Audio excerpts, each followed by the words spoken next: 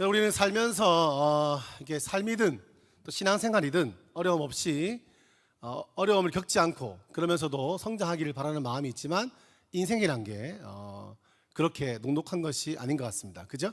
우리가 뭐 예를 들면 초등학교 때 기억나세요? 초등학교 때 구구단. 여러분 어떨지 모르겠어요. 저 때만 해도 구구단을 못 외우면 집에 못 갔습니다. 남아서 구구단을 선생님들이 겁나 가르쳤습니다. 구구단을 외울 때까지 집에 안 보내고 때렸습니다. 저희 수학쌤은 기억나는 게, 저 담임쌤은 저한테 기억나는 게 한 번 숙제를 안 해가 때려치더라고요. 손바닥 맞을래 발바닥 맞을래. 초6이었습니다. 그때 제가 당당하게 발바닥을 맞겠다고 했습니다. 맞는 건 자신 있었으니까요. 올라가서 발바닥 50대 맞았는데 이러시더라고요. 저는 너무 멘붕이 왔어요. 자, 이제 발바닥 다 맞았으니까 손바닥 맞자 그러시더라고요. 너무 당황스러웠습니다. 물어보지나 말든지.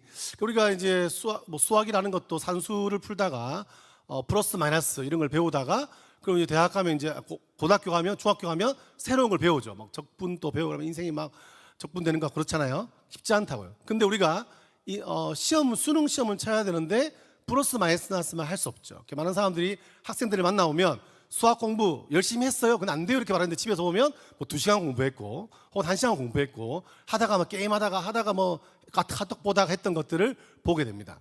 우리가 뭔가를 성장하기 위해서는 고통이 수반되는 게 당연한 것이겠죠. 맞습니까?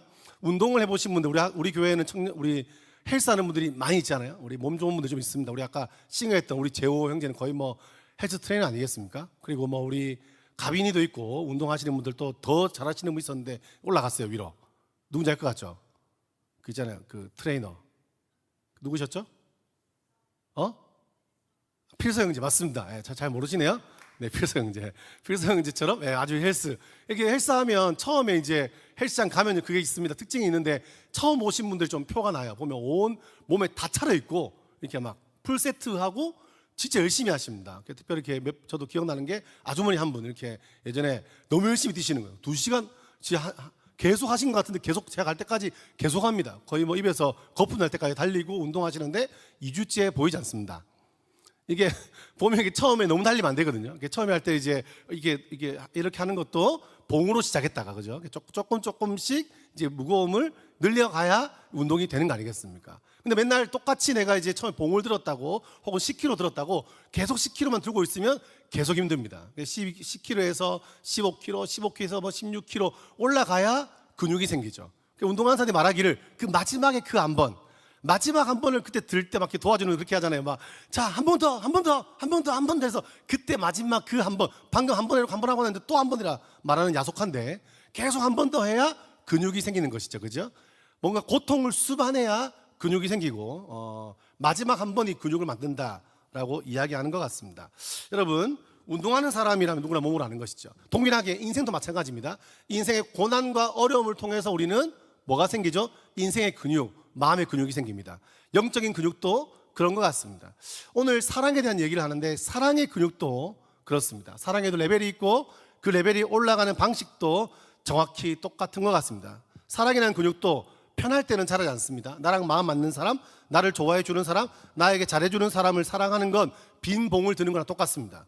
누구나 하죠. 신앙이 없어도 예수님 몰라도 다 합니다. 사랑의 레벨이 진짜 올라가는 순간은 따로 있습니다. 미운 사람을 사랑해야 할 때, 손해를 보면서도 손을 내밀어야 할 때, 떠나고 싶은데 머물러야 할 때, 바로 그 마지막 한 번의 고통스러운 자리에서 사랑의 근육이 자라는 것을 알게 되죠. 가끔 우리가 잘 못할 것 같은데 어떻게 내가 이렇게 했지라고 싶을 때가 있을 거예요. 그죠? 표정들이 전혀 아닌 표정이신데, 여러분, 오늘 고린도전서 13장이 사랑을 표현하면서 모셔하면서 가장 먼저 꺼낸 단어가 이것입니다. 우리가 너무 익숙해서 그냥 흘려듣는 이 첫 마디, 뭐냐면, 따라해볼까요? 사랑은 오래 참습니다.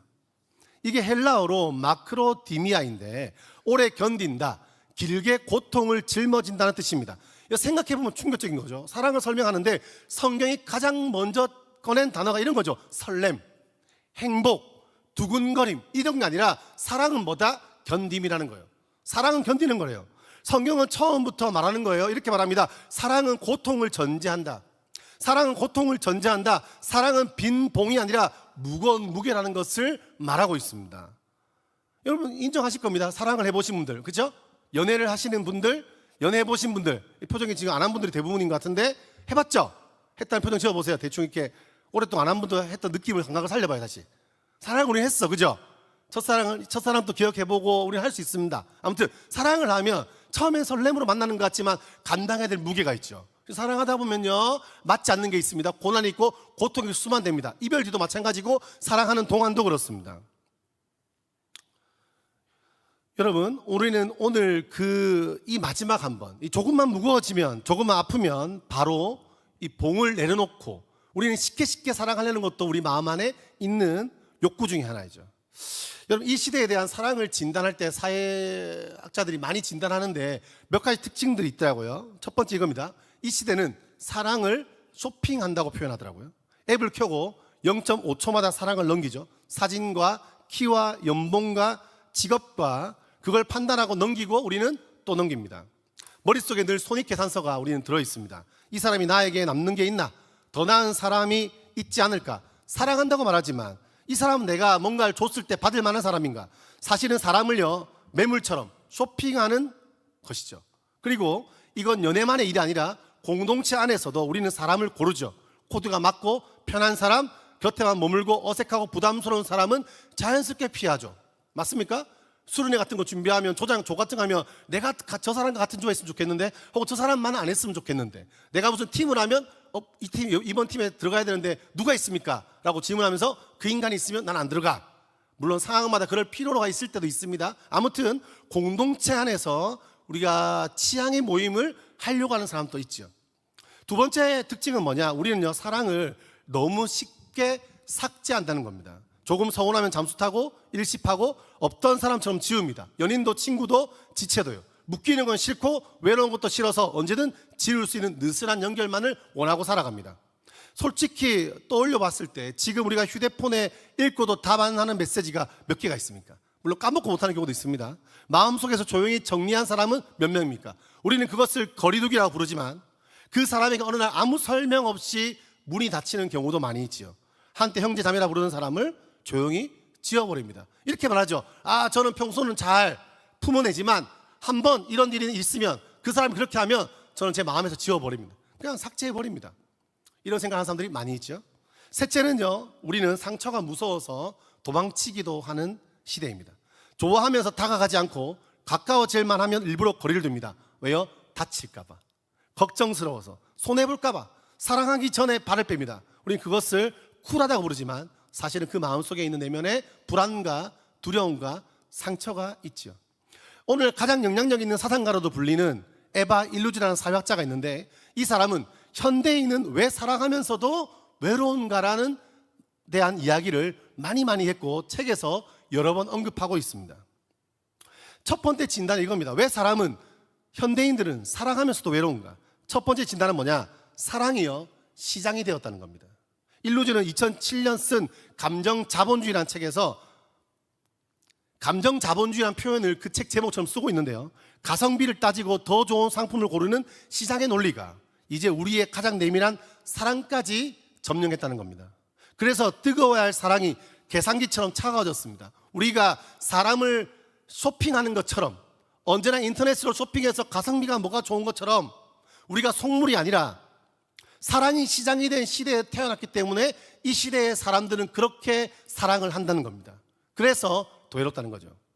두 번째 진단은 그럽니다. 그래서 사랑이 아프답니다. 왜 현대는 유독 사랑 때문에 이렇게 많이 아픈가? 왜 이렇게 아파하고 고통스러워하는가? 그리고 충격적인 답을 내놓죠. 당신이 부족해서가 아니라 사랑의 구조가 바뀌었기 때문이라고 진단합니다. 옛날엔 사람의 가치가 공동체 안에서 그냥 주어졌습니다. 그런데 지금은 각자가 연애 시장에 나가 자기 매력을 스스로 증명해야 되고 경쟁해야 되는 게 너무 많다는 거죠. 끝없이 비교당하고 끝없이 평가받고 순위가 매겨지고, 우리 어릴 때부터 매력을 누군가에게 말해야 되고, 우리가 소도 아닌데 등급으로 평가받고 1등급소, 3등급소, 4등급소, 제주는 흑돼지 몇 등급, 이런 느낌이죠. 동물도 아닌데 우리는 순위로 평가받는 시대를 살아가니까. 그러니까요, 상처받는 게 당연하죠. 무한한 선택지 앞에서 한 사람에게 헌신하는 것은 손해가 되기 때문에 헌신하지 않는 게 오히려 합리적인 시대가 되어가고 있다라고 얘기하죠. 세 번째 진단은 이겁니다. 이제는 끝내는 게 일상이 되었다는 거예요. 아주 날카로운 진단이죠. 일루즈는 이 시대의 새로운 사랑의 형태에 이름을 붙였습니다. 바로 사랑하지 않음이다, 이렇게 말합니다. 자본주의는 관계를 맺게만 하는 게 아니라 관계를 해체하는 것까지 하나의 문화로 만들었다는 겁니다. 잠수, 일십, 책임 없는 만남, 떠날 자유, 고르지 않을 자유. 예전엔 맺어짐의 사랑의 형태였다면 이제는 끝냄과 맺지 않음이 정상적인 사랑의 형태의 구조를 만들었다는 거죠. 우리는 사랑하는 법보다 손절하는 법에 더 익숙한 인류 역사상 첫 세대를 살아가는 시대라고 이야기합니다. 이 일루지의 진단을 한 문장 요약하면 이렇습니다. 현대의 사랑이 차가워진 건 사람들이 차가워서가 아니라 자본주의가 사랑의 구조 자체를 바꿔놓았기 때문이다, 이렇게 얘기하죠. 이건 우리를 정죄하기만을 하는 말이 아니라 우리는 그렇게 사랑하도록 설계된 시대를 살고 있다는 것처럼 저는 들립니다. 우리 모두가 차가운 공기를 마시는 사회 속에 살고 있기 때문에 어쩔 수 없이 우리가 그런 선택을 하게 된다는 거죠. 심리학자 에릭 프롬이라는 사람, 정신분석학자이기도 하고 철학가이기도 한 사람이 이 시대를 사는 우리의 마음을 진단하고 있습니다. 아까 그 사람은요, 구조를 얘기했다면 시대를 진단했다면 이 사람은 우리의 마음을 얘기하는데, 그는 사랑의 기술이라는 책에서 이렇게 말하죠. 대부분의 사람은 사랑의 문제를 내가 사랑할 능력이 있는가가 아니라 내가 사랑받을 만한가의 문제로 착각한다, 이렇게 얘기해요. 그래서 우리는 더 멋진 사람, 더 매력적인 사람, 더 팔리는 상품이 되는 것에 온 힘을 쏟고 있습니다. 현대인들은 운동하고 꾸미고 스펙을 쌓고 그렇게 살아가죠. 그러나 정작 누군가를 진짜로 사랑하는 능력을 기르는 데는 관심을 기울이지 못한다는 겁니다. 일루주가 말한 시장에 내놓을 나를 다듬는 데 평생을 신겼으니까 진짜 사랑할 마음과 사랑할 수 있는 그 마음은 못 만들어낸다는 거예요. 에릭 프롬 또 이렇게 말합니다. 현대인은 사랑에 빠지는 것은 원하는데 사랑 안에 서 있는 것은 못한다. 무슨 말일까요? 여러분, 빠진다는 건요, 가만히 있어도 되죠. 중력이 알아서 끌어다니듯이 빠지는 것. 그러나 설렘에 휩쓸려 떨어지기만 하면 안 되는 거죠. 그건 쉽습니다. 그런데 이 사람이 말하는 것은 그 사람이 더 이상 사랑스럽지 않은 순간에도, 누군가와 내가 설레고 사랑해서 함께했던 관계가 설레지 않는 순간에도, 좋아 보이지 않는 순간에도 끝까지 사랑으로 머무는 것, 이것도 때로는 고민해야 될 문제라고 이야기하고 있죠. 그리고 프롬은 결정적인 한마디를 남깁니다. 사랑은 감정이 아니라 갈고 닦아야 할 기술이라고 하죠. 악기를 배우듯이 훈련하고 연습하고 견뎌야 익혀지는 능력이라는 겁니다. 여러분, 원래요, 이것은 어디서 배울까요? 첫 번째, 가정이죠. 가정 형제가 많으면 배웁니다. 형제 안에서요, 부딪히고 싸우고요, 서로 막 욕하고 이런 거 있잖아요. 그래서 제가 학교를 하다 보니까 학교 평일에 아이들 중에서 혼자인 애들이 옵니다. 그래서 저희 집에는 아들 둘이가 있잖아요. 아들 둘이가 3살 차이인데도 불구하고 겁나 싸웠단 말이에요, 어릴 때.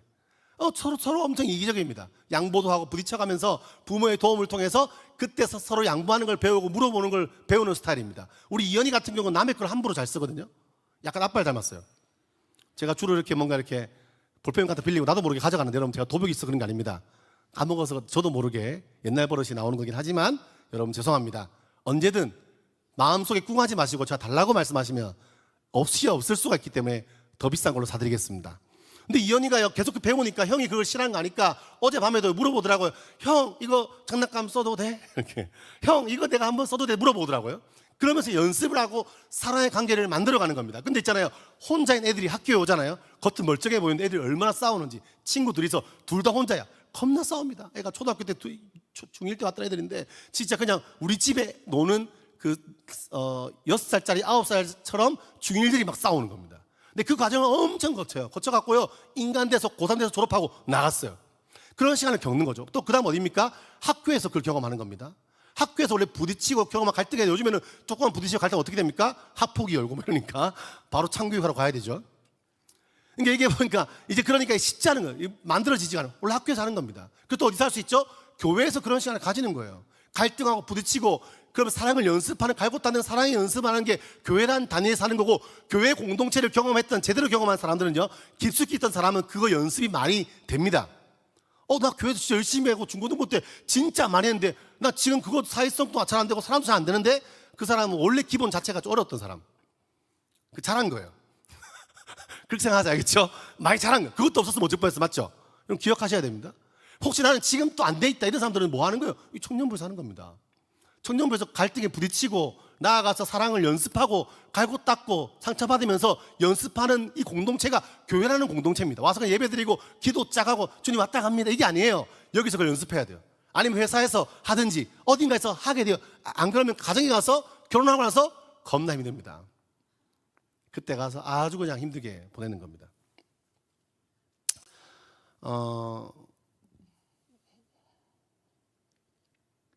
어디까지더라? 네. 네. 네. 그래서 여러분 연습을 해야 된다 이렇게겠죠. 여러분 이 사람이 이야기하는 모든 것을 빠르고 편하게 얻으려는 이 시대의 사랑, 이 시대의 사람들, 노력 없이 그냥 좋아하게 되고 관심 있어지고 빠지기는 하는 사람, 우리 공동체에도 그런 사람들이 있어요. 그냥 매력적인 사람들, 그죠? 근데 그렇게만 되면요, 우리는 늘 같은 자리에서 실패한다는 겁니다. 운동으로 치면 헬스장 등록만 하고 한 번도 무게를 들지 않은 사람과 같다는 겁니다. 그 대충 할 만큼 하고 가는 거예요. 그러니까 1년 내내 다녀도요 근육이 안 생기는 겁니다. 여러분, 일루즈와 프롬을 한 줄로 깨워보면 시대는요, 이 지금 시대는 사랑을 시장으로 만들었고 그 시장 속에서 우리 마음은 사랑받는 데만 골몰하는 겁니다. 그리고 이 둘은 정확히 같은 것을 가리키고 있습니다. 우리의 사랑은 결국 나를 향해서만 굽어 있다는 겁니다. 자아중심성, 그게 죄죠. 자아중심성, 그게 바로 우상숭배에 대한 사랑도 그렇다는 겁니다. 그래서 이건 성경이 수천 년 전에 이 부분을요 말하고 있죠. 기독교 전통은 인간의 죄를 자기 안으로 굽은 상태라고 이야기했습니다. 라틴어로 인쿠르바투스 인세라고 불렀죠. 이건 아우스크로티네스와 그리고 루터가 붙인 이름입니다. 죄란 단순히 나쁜 짓을 하는 게 아니라 모든 것을, 심지어 사랑마저도 나를 중심으로 휘어버리는 마음의 방향이라는 거예요. 우리가 사랑이라고 부르는 그것조차 결국 나에게로 굽어있기 때문에 인간의 이기성과 인간의 자아중심성, 그게 바로 죄라고 말하고 있죠. 사회과학이 데이터로 관찰한 현대인의 외로움과 성경이 말하는 죄의 본질이 정확히 같은 것을 가리키고 있습니다. 문제는 우리가 유난히 차갑고 이기적인 사람이어서가 그렇다는 것이 아니라는 거예요. 문제는 우리가 아는 사랑이 이게 전부이기 때문이죠. 자기에게서 굽은 사랑밖에 배운 적이 없는 겁니다. 이 시대 가운데서. 다시 운동의 비유로 돌아오면 무게가 무거워지는 순간, 사랑의 마지막 한 번이 막 시작되는 그 순간에 우리는 봉을 내려치고 도망가죠. 아프니까요. 그리고 우리의 사랑은 연애든 우정이든 공동체든 영원히 초보 레벨에 머물게 되는 것입니다. 더하기 빼기만 하면서 너 수능 치겠다 이러고 있는 건 똑같은 겁니다. 경험할 거 고난을 하지 않으면서 나는 그런 고차원적인 사랑을 하겠다는 겁니다. 정작 짊어질 거 안 짊으면서 나는 짊어지는 그 뭔가 대단한 그런 인생의 고차원적인 삶을 살아보겠다고 말하는 것과 똑같은 것이죠. 그 종류가 무엇이든 결국 바닥을 드러냅니다. 그게 이 땅의 사랑의 한계라고 우리는 볼 수 있습니다. 그래서 이 지점에서 바울이 오늘 전혀 다른 사랑을 꺼내고 있죠. 고린도전서 13장 4절부터 7절을 보면 여기서 우리가 늘 놓치는 게, 이 본문을 천천히 읽어보면 놀라운 사실을 발견합니다. 이 긴 사랑의 정의 안에 감정을 가리키는 단어가 없습니다. 보십시오. 오래 참습니다. 사랑은 온유합니다. 시기하지 아니합니다. 자랑하지 아니합니다. 교만하지 아니합니다. 무례히 행하지 아니합니다. 자기의 유익을 구하지 아니합니다. 성내지 아니하며, 이렇게 말하죠. 전부 다 동사입니다. 행동입니다. 설렌다, 두근거린다, 행복하다, 이런 말이 없어요. 이게 무슨 뜻입니까? 성경이 말하는 사랑은 감정이 아니라 결단이고 느낌이 아니라 행동이라는 것이죠. 세상의 사랑이 그래서 내가 어떻게 느끼는가에 초점을 맞춘다면, 성경의 사랑은 그래서 내가 어떻게 행하고 있는가에 초점을 맞추고 있습니다. 그 7절에서 바울은요 같은 말을 4번이나 반복합니다. 모든 것을 참으며, 모든 것을 믿으며, 모든 것을 바라며, 모든 것을 견딘다.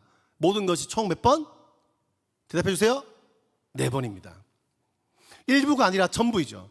좋을 때만이 아니라 최악일 때도. 사랑은요 상대의 괜찮은 모습 90%만 사랑하고 나머지 10%는 손절하는 게 아니랍니다. 10%까지 끌어안고 견디는 것, 그게 성경이 말하는 것이죠. 솔직히 우리에게는 불가능에 가까운 무게입니다. 맞아요. 바로 그래서 이 사랑은 우리에게 나오는 것이 아님을 성경은 말하죠. 여러분, 뒤에 좀 더 얘기하고요. 이게 왜 중요할까요? 감정은요 내 마음대로 되는 게 아니죠. 설렘은요 명령할 수 없어요. 오늘부터 저 사람을 보고 설레자 이렇게 할 수 없습니다. 그냥 차은우 얼굴을 보면 설레는 거예요. 맞습니까? 전혀 동감 안 하시는데, 그런 행동은 명령할 수 없습니다. 오래 참는 것, 친절하게 대하는 것, 자기 유익을 구하지 않는 것, 이거는 감정이 식어도 할 수 있는 거죠. 그래서 성경의 사랑은요 감정이 떠난 자리에서도 죽지 않습니다. 설렘이 사라진 그 자리에서도 여전히 참고, 여전히 온유하고, 여전히 손해를 감수할 수 있습니다. 그게 아까 말했던 사랑 안에 서 있는 능력이죠. 빠졌지만 빠진 것으로 끝나지 않고 나오는 것이 아니라 그 자리에 서 있는 것.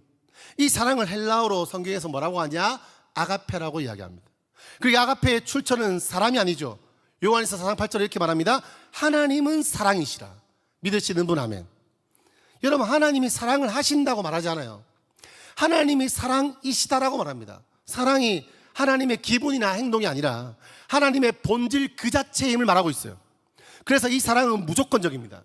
사랑은 상대가 사랑받을 만해서 사랑하는 게 아니라 사랑하는 그분이 뭐기 때문에, 사랑이기 때문에 사랑하는 거예요.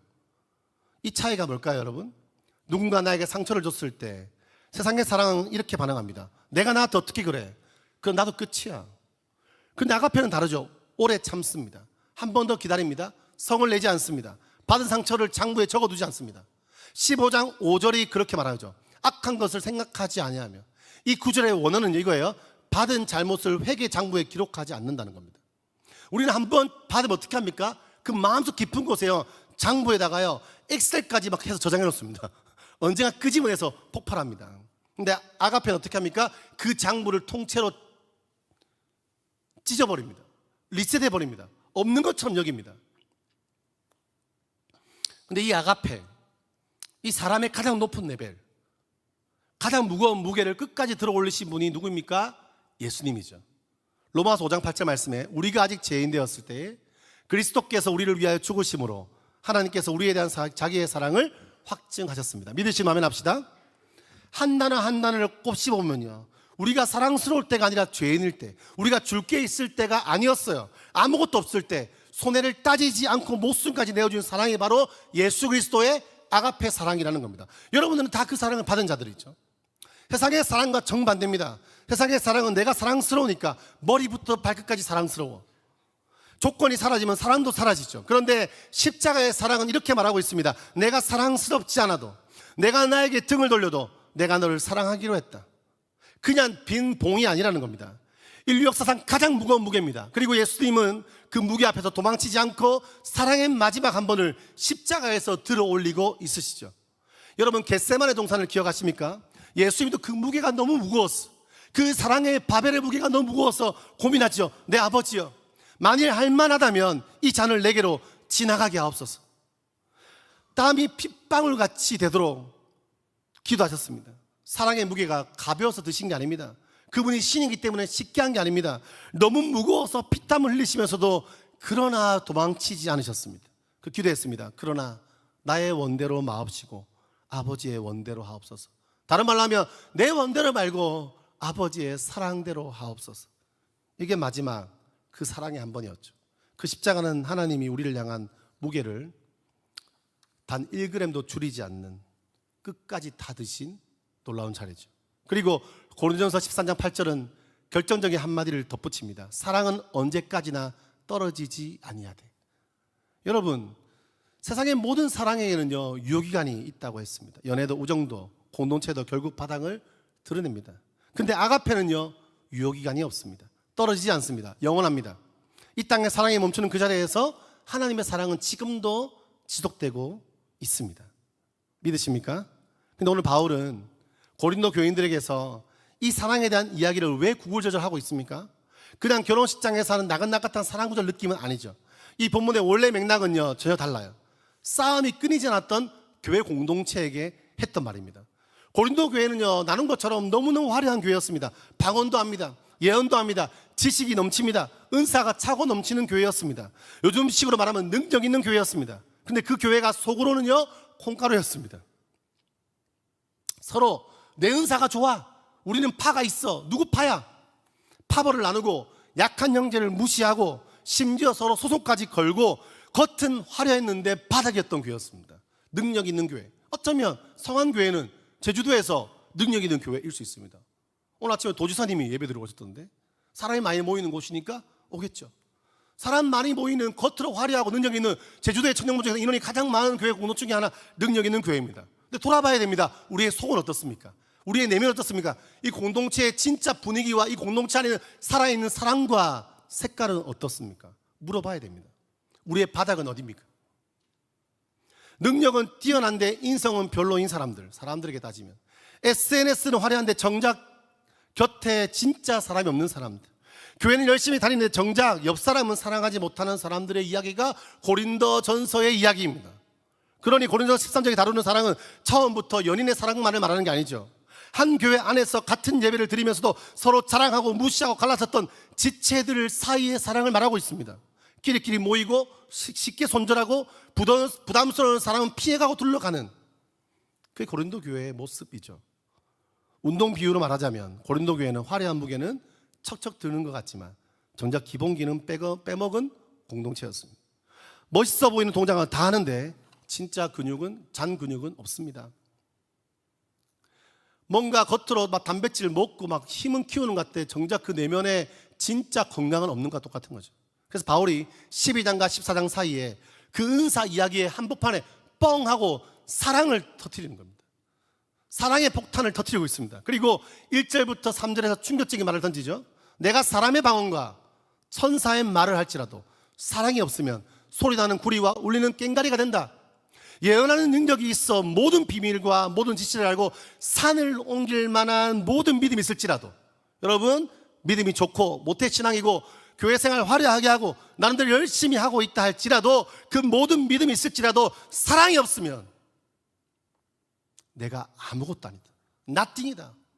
아무리 교회 생활 열심히 하고 대단한 화려한 스펙을 다 갖고 있어도, 네가 가진 게 많고 좋은 차를 타고 다니고 네가 가진 게 아무리 화려해도 사랑이 없으면 밑바닥이라는 거예요. nothing이라는 거예요. 아무 너에게 유익이 없다는 겁니다. 바울은 오늘 그것을 아주 강하게 어필하고 있습니다. 무서운 말이죠. 천사의 말을 하고 모든 비밀을 알고 산을 옮길 믿음이 있고 전 재산을 구제하고 순교까지 할지라도 사랑이 없으면 아무 유익이 없고 아무것도 아니다라고 말합니다. 이런 얘기 들으면 또 설교하면 저한테 하는 말이에요 이런 사람들 가끔 있더라고요. 뒤에서 흘리는 말 이렇게 막 자기한테. 여러분 사랑이 많아갖고 여러분 한 명 보고 설교하기 어렵습니다. 그런 생각 좀 하지 마세요 제발 좀. 그리고 만약에 그렇게 들렸다면 주의 뜻인 줄 알고 순종하세요. 맞잖아요. 그 찔렸어. 근데 목사님 나보고 하는 말이야 이렇게 생각하지 말고 좀 꼬아서 듣지 말고 딱 듣고 주님께서 나에게 주시는 말씀이구나 아멘 하는 겁니다. 할렐루야. 이게 무슨 뜻입니까? 내가 얼마나 능력이 있는지, 얼마나 스펙이 좋은지, 얼마나 대단한 일을 했는지가 여러분들의 진짜 수준이 아니라는 거예요. 성경은 말하죠. 너희들의 진짜 영적 레벨은 네가 얼마나 사랑하느냐에 결정이 된다는 겁니다. 하나님은요, 우리의 능력을 얼마나 화려한 교회 생활이나 나가서 예수쟁입니다라고 외치는 것, 저 예수 믿어요 외치는 것을 판단하지 않고 뭘 보시냐? 여러분의 사랑의 깊이를 보십니다. 여러분 어떻게 그렇게 사랑할 수 있습니까? 라고 말할지 모르겠지만, 여러분 천지연 폭포가 멋진 이유는 제주도의 폭포 중에서 아주 높은 곳에서 물이 낙하하기 때문에, 그죠? 높은 폭포가 높이서 떨어질수록 낙하하는 사랑의 임팩트가 커지는 거죠. 그렇죠? 어려운 사랑일수록 임팩트가 큰 겁니다. 그래서 13장의 마지막 13절이 이 모든 것을 매듭짓고 있습니다. 그런즉 믿음, 소망, 사랑 중에 이 세 가지는 항상 있을 것인데 그 중에 제일은 뭐다? 사랑이라. 은사는 이 땅에서 끝납니다. 방언도 지식도 예언도 천국에 필요 없습니다. 근데 사랑은요 영원합니다. 그분을 영원히 사랑하고 그곳에 천국에 함께하는 많은 사람들과 사랑을 우리는 깊이 나누게 될 것입니다.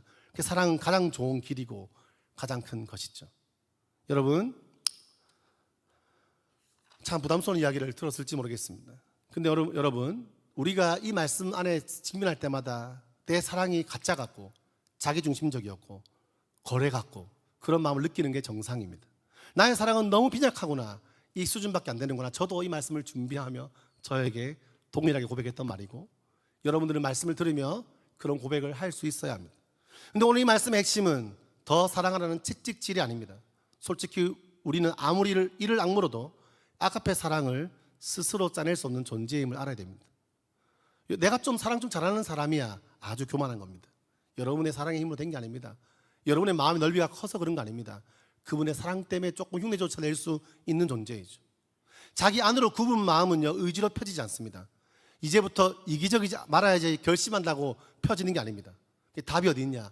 요한일서 4장 19절에 우리가 사랑함은 그가 먼저 우리를 사랑하셨습니다. 순서가 뭐죠?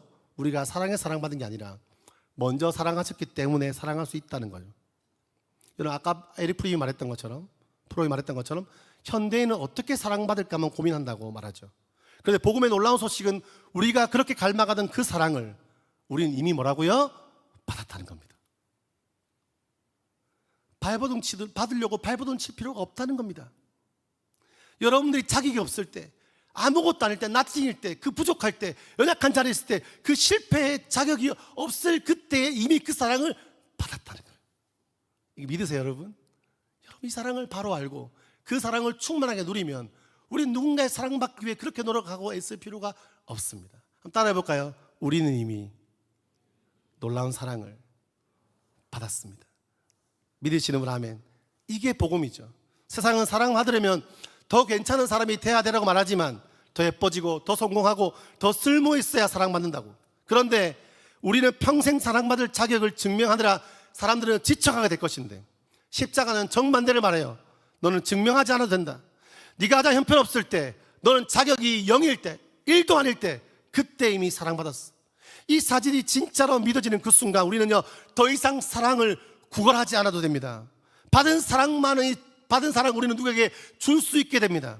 앞에서 말한 자기 안으로 굽었던 마음이 이 사랑 안에 앞에서 비로소 밖을 향해서 사랑을 퍼뜨릴 수 있습니다. 그래서 우리가 누군가를 사랑하지 못하고 자꾸 손절하고 거래하고 도망칠 때 진짜 문제는 내가 사랑이 부족해서가 아니고, 진짜 문제는 내가 얼마나 사랑받는지를 잊었다는 것이죠. 십자가가 나를 위한 사랑이었음을, 내가 등을 돌렸을 때 그분이 나를 위해 죽으셨음을 잊고 살았다는 것입니다. 그 사랑을 다시 기억하는 그 순간, 오늘 그 사랑이 다시 기억되는 그 순간, 예배하러 나아갔을 때 찬양하며 기도하며 순간순간 삶을 살며 그것이 기억되는 순간 굽었던 마음이 조금씩 밖으로 펴지게 되는 거죠. 여러분, 아가페는 내 안에서 만들어지는 게 아닙니다. 십자가에서 받은 그 사랑을 깊이 묵상할수록, 그 사랑을 바라볼수록 나를 통해 흘러가는 것이죠. 저수지에 물이 가득 차면 자연스럽게 흘러넘치듯이 내가 받은 사랑이 가득 차면 그제야 흘러가는 겁니다. 그래서 우리의 출발점은 더 애쓰고 노력하는 게 아니라 다시 십자가 앞에 나를 세우는 것, 내가 받은 무조건적인 사랑을 다시 기억해라는 겁니다. 그 사랑이 내 안에 채워질 때 우리는 비로소 오래 참을 수 있습니다. 미운 사람에게 온유할 수 있습니다. 손해보면서도 손을 내밀 수 있습니다. 떠나고 싶은 자리에서 한 번 더 머물 수 있습니다. 가성비를 따지지 않을 수 있습니다. 유혹에 넘는 사랑을 우리도 할 수 있습니다. 그제야 조금씩 할 수 있게 됩니다. 사랑의 레벨이 올라가기 시작합니다. 여러분, 이 말씀을 붙들고 또 어떻게 한 주를 살아야 할까요? 사실 지금부터 드릴 이 세 가지 아주 간단한 적용점을 드리는데, 2000년 전 바울이 고린도 교회에 정확히 요구했던 그 말씀이기도 합니다. 첫 번째는 이겁니다. 한 사람을 기억하는 겁니다. 지금 머릿속에 떠오르는 얼굴이 있을 겁니다. 손절하려고 마음먹었던 사람, 답장을 미루고 있는 사람, 그 사람을 기억합니다. 고린도 교회를 여러분 기억하십니까? 그들은 바울 편, 너는 아볼로 편으로 갈라섰고, 심지어 믿는 형제를 법정에서 고소까지 했습니다. 우리의 손절과 잠수가 사실 그 분열의 21세기 버전이죠. 이번 주에 그 봉을 다시 한번 들어 올려 보십시오. 먼저 연락하는 그 한 사람이 여러분의 사랑의 근육을 키워줍니다. 두 번째는 공동체입니다. 우리 공동체 안에서 분명히 부담스러워서 피하던 지체가 있을 것입니다. 늘 혼자 있는 사람, 말거기 어색한 사람, 이것도 고린도 교회의 가장 아픈 자리였습니다. 그들은 은사 있는 사람끼리만 어울려 약한 지체를 무시했습니다. 성찬 자리에서도 가진 자들이 먼저 배불리 먹고 가난한 형제들을요 부끄럽게 만들었습니다. 그때 바울이 외쳤습니다. 눈이 손에게 내가 너를 쓸데없다 하지 못합니다. 지금 우리 공동체에서 늘 혼자 앉아있는 사람이 바로 바울이 말한 약한 지체죠.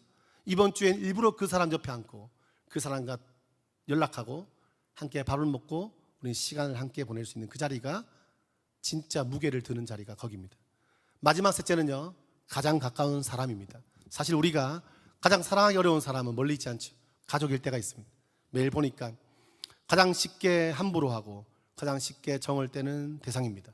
고린도 교회가 꼭 그랬습니다. 그들이 자랑하고 무시하던 고소했던 상대는 남이 아니라 매주 같이 예배하는 형제 자매들, 그런 식구였습니다. 가까울수록 더 함부로 합니다. 우리 가족이 혹시 그렇지 않습니까? 저도 좀 질립니다. 이번 주 가장 가까운 사람에게 오래 참는 한 번, 온유한 한 번을 들어 올리는 이번 주 되기를 축복합니다. 근데 여기서 우리는요, 고린도 교회도 잘 못했고 솔직히 우리도 잘 쉽지 않습니다.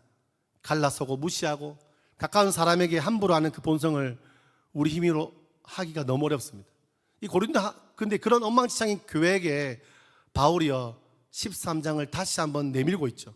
불가능한 보이는 사랑을요 요구합니다. 어떻게 가능하다고요? 그 사랑을 입은 자들이 여러분들이기 때문에. 여러분 기억하세요. 여러분은 그 사랑의 마지막 한 번을, 가장 무거운 그 무게를 끝까지 들어 올리신 예수님이 우리의 구주가 되시고 우리와 함께하고 있습니다. 그 무게 앞에서 한 번도 도망치지 않으셨습니다. 이제 우리도 그렇게 할 수 있는 이유는 그분의 사랑과 은혜가 우리 안에 있음을 기억하고 경험하고 묵상하는 것임을 믿습니다. 이 자리에서 그 사랑 앞에 서기를 축복하고 한 주의 삶에, 여러분 삶에 그 사랑 은혜가 있기를 간절히 축복합니다.